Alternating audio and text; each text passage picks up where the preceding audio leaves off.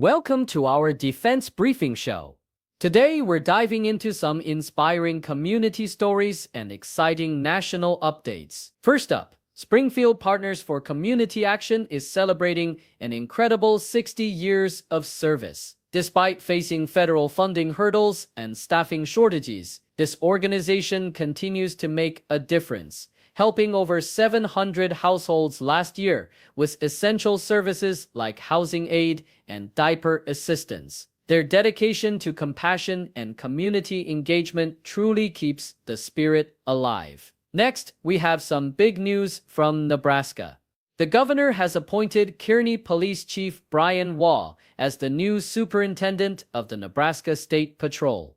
With over 30 years of law enforcement experience, Waugh is known for his leadership and innovative programs, including mental health initiatives. His appointment signals a new chapter for Nebraska's law enforcement, and we look forward to seeing his impact. Finally, the U.S. Army is planning a grand celebration, possibly a parade on President Trump's birthday. With over 6,600 soldiers, dozens of vehicles, helicopters, and fireworks. This event aims to honor the Army's 250th anniversary in style. While the plans are still under review, the spectacle promises to be a memorable showcase of military strength and history. Please continue to watch for more details. According to Yahoo US, Springfield Partners for Community Action stands as a vital hub in Springfield, serving as a lifeline for those in need for over 60 years. The organization provides an array of services from distributing nearly 166 children's diapers monthly to helping more than 700 households with weatherization and household improvements. Their efforts extend to assisting 1,123 taxpayers with free tax preparation, which results in over $1.5 million in refunds, and offering programs like homebuyer classes and rental assistance. Despite facing funding uncertainties, including a recent loss of $100,000 in federal funds, Springfield Partners continues to adapt and expand its reach through community collaborations, such as participating in local festivals to raise awareness about their services. The agency's motto, "To fight poverty any way we can," underscores their commitment to serving as a compassionate, non-judgmental resource for the community, especially during times of growing need and economic challenges. From Jim Kinney's Stories on Mass Life, Springfield Partners also commemorates its rich history, celebrating 60 years of dedication rooted in the War on Poverty initiatives launched during President Lyndon Johnson's Great Society. The organization was the first community action agency in Western Massachusetts, symbolizing a long-standing commitment to social upliftment. As they honor the retirement of former Executive Director Paul F. Bailey, the agency reflects on lessons learned, most notably the importance of not judging those in need, understanding that poverty often results from complex circumstances rather than personal failure. Their evolving approach emphasizes collaboration, evident in events like the Indian Orchard Food Truck Festival, which helps the organization connect with the community and promote their services. Despite resource constraints, Springfield Partners remains dedicated to empowering individuals through education, resource provision, and community engagement, embodying a resilient spirit of service and hope.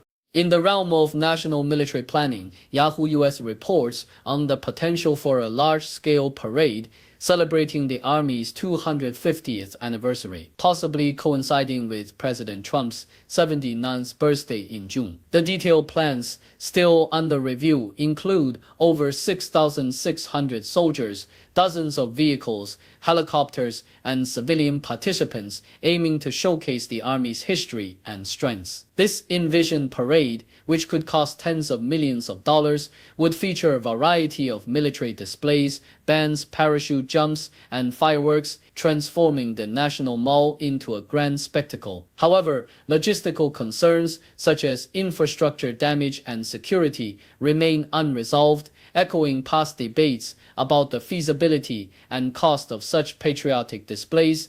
Trump's long-standing desire for a military parade, initially inspired by French celebrations, resurfaces amid discussions with city officials wary of the enormous costs and potential disruptions that such an event would entail.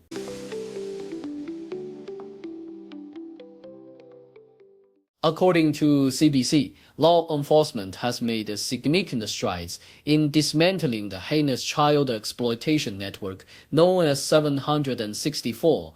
The group, which operated globally and used encrypted messaging platforms, was responsible for targeting vulnerable minors, coercing them into self-harm, creating sexual abuse material, and participating in violent acts, including animal cruelty and even suicide. Two men, Person Nepal from North Carolina and Leonidas Varigenis from Greece, have been arrested and charged with running this organization. Nepal, who adopted the online moniker Trippy, became the group's leader after the arrest of its founder, Bradley Cadenhead, a 15-year-old who created 764 in Texas and is now serving an 80-year sentence.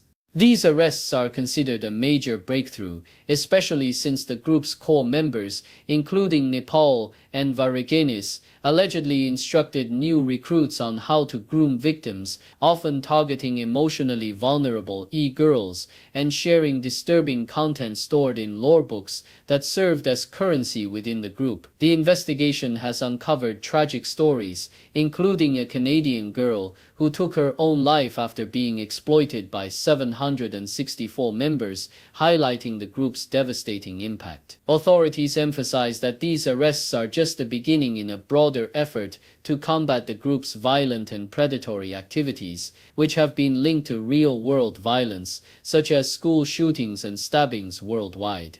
BBC reports on the urgent humanitarian efforts to bring critically ill children from Gaza to the UK for life-saving medical treatment amid ongoing conflict. Two Palestinian girls, Gaina and Rama, arrived in the UK under special visas, marking their first such cases since the escalation of war between Hamas and Israel in October 2023.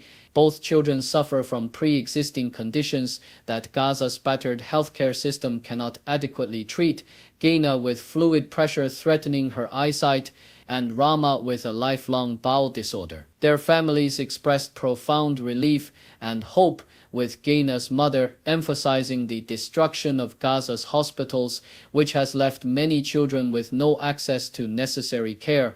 The initiative, supported by organizations like Project Pure Hope and the WHO, has relocated over 200 children to receive treatment in countries including the US, Jordan, and Qatar, amid a dire health crisis where hospitals are overwhelmed and damaged. The ongoing conflict has compounded Gaza's medical shortages, with the Israeli military's campaign causing widespread destruction and suffering, leaving countless children in urgent need of specialized care that is now out of reach within Gaza's war-torn landscape. NBC's coverage centers on President Donald Trump's strategic political moves amid turbulent times.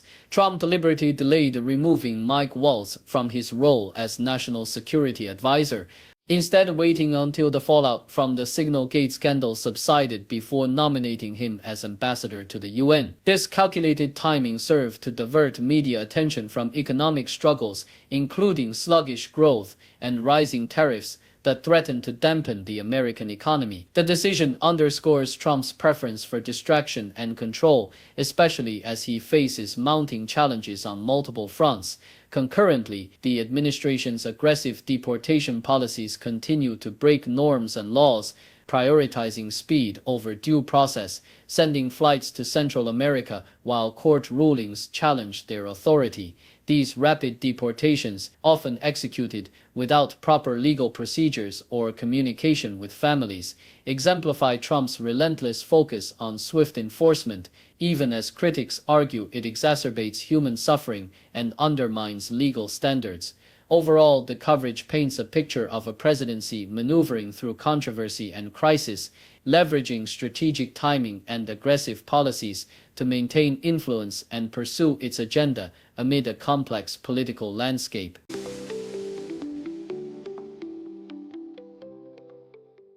In the foreign policy article, the focus is on the delicate balance the United States must maintain in its approach to Taiwan amid rising tensions with China. The piece highlights how President George W. Bush previously managed Taiwan's push toward independence by publicly opposing such moves to prevent provoking Beijing and risking war. Today, Taiwan's new president, Lai Ching-te, has taken assertive steps, including labeling China a foreign hostile force and implementing measures to counter Chinese infiltration, which have prompted military drills by Beijing simulating a blockade.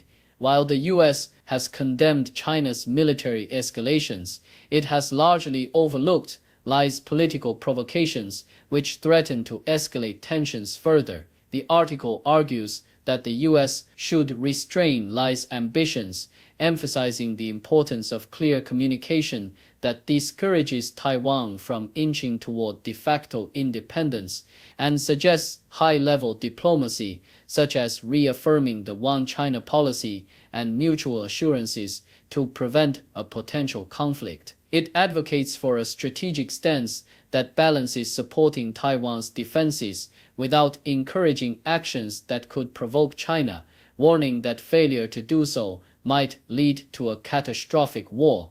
CNN's coverage of the Ukraine conflict reveals a potential shift in Russian President Vladimir Putin's strategic objectives.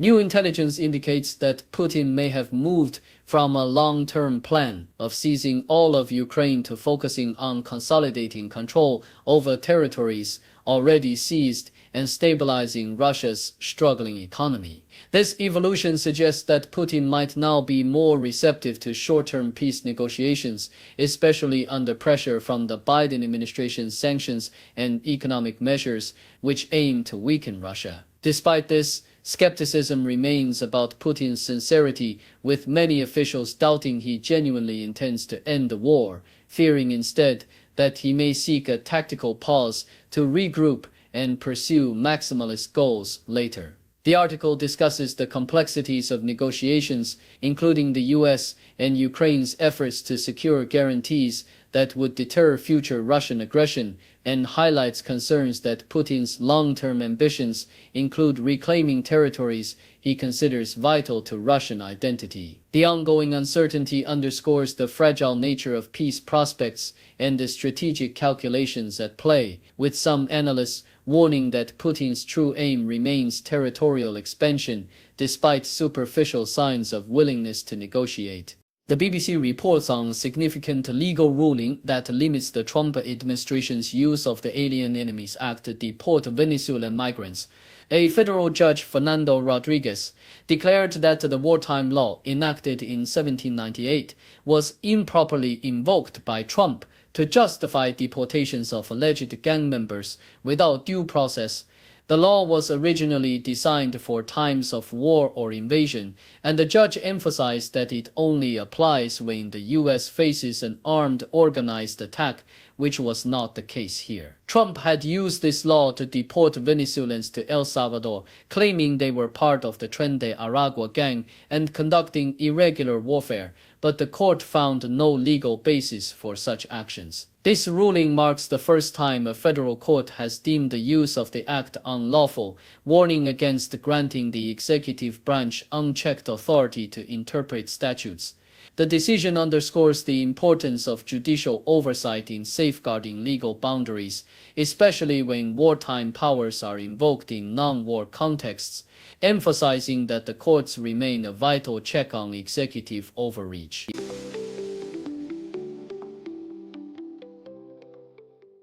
The Globe and Mail reports that sexual assault reports within the U.S. military decreased by nearly 4% in 2024, marking the second consecutive year of decline and signaling a potential shift from the troubling upward trend over the past decade. This decline was primarily driven by a significant 13% drop in the Army, the military branch with the highest number of reports, although other branches saw increases, most notably the Navy, which experienced a 4.3% rise.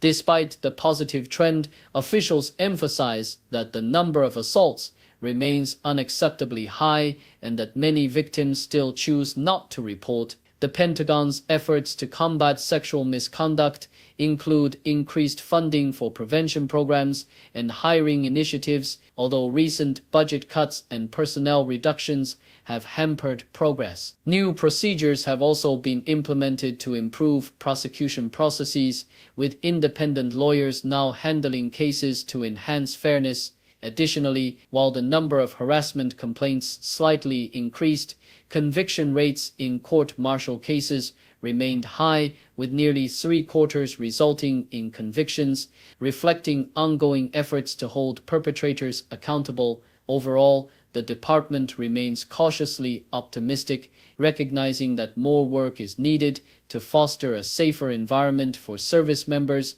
especially since underreporting remains a significant challenge despite the growing confidence in reporting systems. Thank you for tuning in. The content above showcases the latest briefing reports and the analytical synopses thoughtfully curated by the 6DO team. These insights stem from a wide array of reputable media outlets, think tanks, government sources, and specialized experts worldwide. We encourage you to explore these sources for a comprehensive perspective. Keep in mind that while the content may not always align with the official standpoint of 6DO Brief, it's not meant to be taken as absolute directives for decision-making. Comprising seasoned media professionals, learned scholars, and accomplished scientists, the 6DO team embodies a trailblazing, fully independent media entity. To customize 6DO Brief to meet your professional needs, you have the option to subscribe to a diverse array of briefings on our website, 6dobrief.com. Regardless of your location, you can conveniently receive 6DO Brief via email.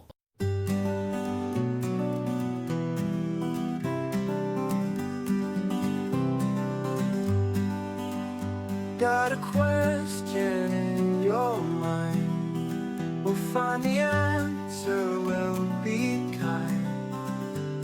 Encyclopedia on everything, laugh and learn with the zing, zing, zing. From ants to outer space, we've got the facts in one great place. For kids and grown-ups too, we've got the A to Z for you.